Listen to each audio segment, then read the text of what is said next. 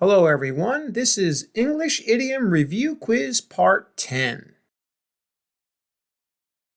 This is Part 10 in my idiom review series, and like the last video, it will contain a multiple choice quiz for 10 idioms from the original American Idioms series.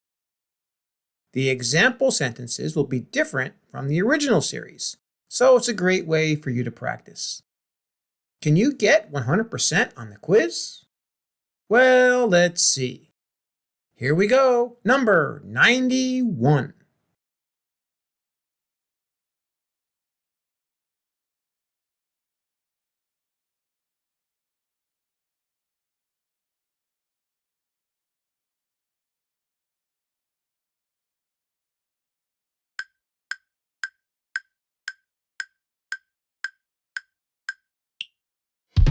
And the answer here is C, bar. Raised the bar. Ford has really raised the bar with the new model of their pickup trucks. I can't wait to buy one. All right, when you raise the bar for something, you increase the standards of it. All right, so if it's at one standard, you make it into a better standard or higher standard, as we say. You raise the bar. Okay, in our example, Ford raised the bar, or they changed the standards of their pickup trucks. They made them better. Okay, that's why this guy wants to buy one. Got it? Now for number 91.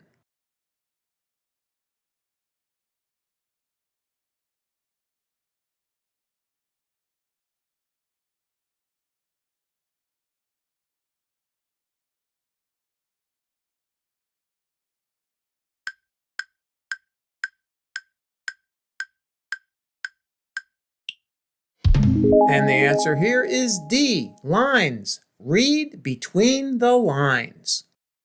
I just got a letter from my uncle about my aunt's condition, which didn't mention it as being too serious. But I could read between the lines that he was very worried about her. When you read between the lines of something, is you understand someone's feelings, even though they don't express them openly. Like in our example, this person could tell that their uncle was worried, that it was serious, that his aunt's condition was serious. He could read between the lines. He could tell by the way his uncle was writing it. Got it? And now for number 93.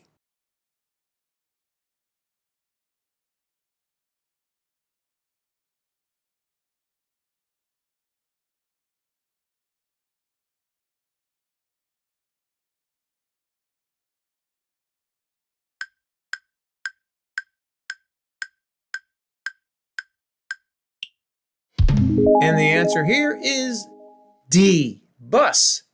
Threw his coworkers under the bus, or to throw someone under the bus.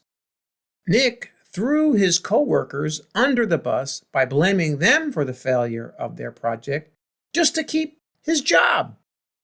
When you throw someone under the bus, like in this example here, you avoid being criticized or to blame someone else. Like Nick here, right? He blamed his coworkers for the failure of their project, right? He threw them under the bus. This is how we use it. Now for number 94.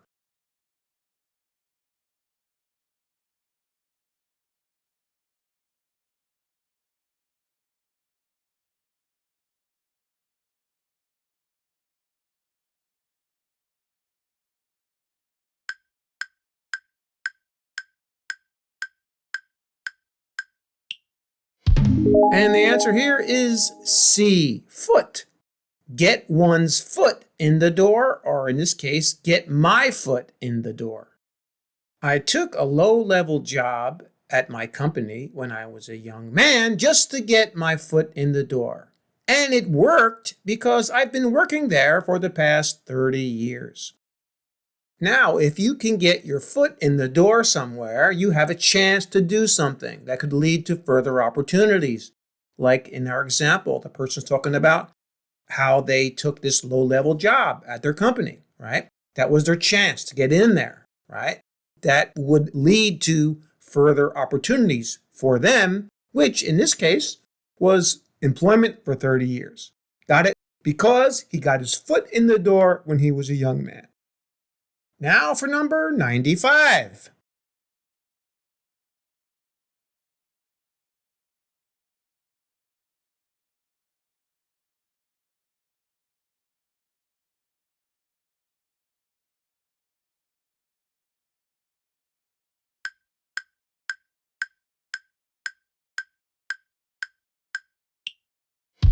And the answer here is C, pipe, a pipe dream.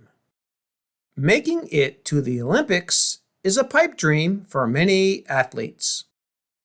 A pipe dream is something that is usually impossible to accomplish, like making it to the Olympics.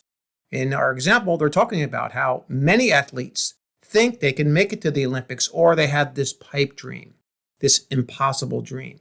All right, some do, but many don't, as we know. Now for number 96.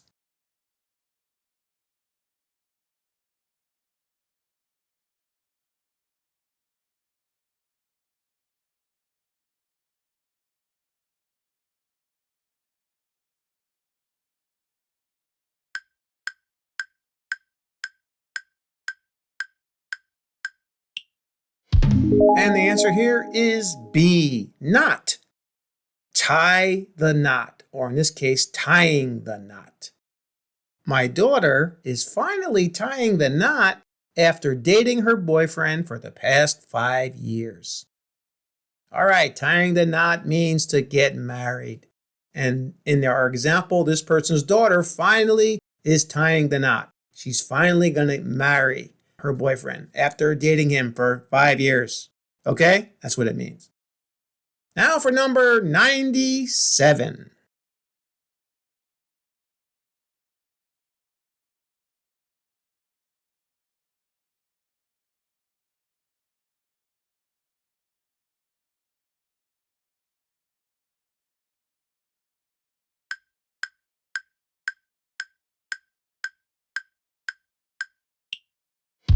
And the answer here is A, ears, wet behind the ears. When I first began teaching English to foreign students, I was wet behind the ears. But after a couple of years, I was able to help them learn much better. Okay, if you're wet behind the ears, it means that you're very inexperienced, okay? Or you're a novice, as we say, right? Like our example, this person, when they first began teaching English, they were a novice, or they were wet behind the ears. They had no experience.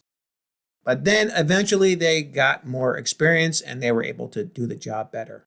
Got it! Now for number 98.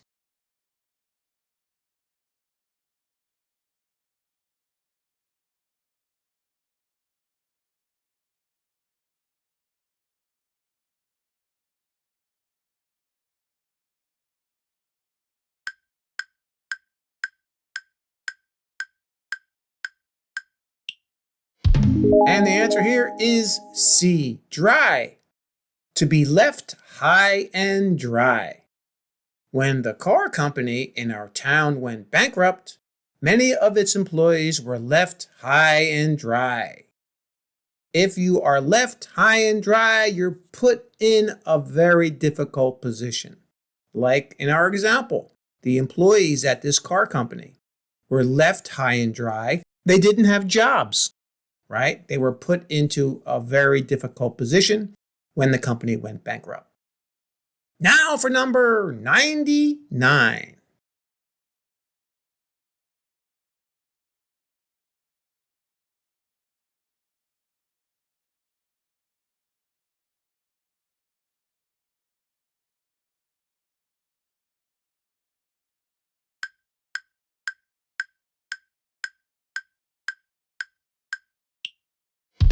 And the answer here is B, out. Out of the loop. Ever since they hired a new management team, I have been left out of the loop in all major decisions in my department. If you're out of the loop, you do not have knowledge about something or that maybe a particular group has. Okay? In our example, the management team had the knowledge about the decisions and they were making the decisions in this person's department. But the person in this department was out of the loop, right? He was kept out of the loop. He didn't get the knowledge that these people in the management team had. Got it? And now for our final review idiom, number 100.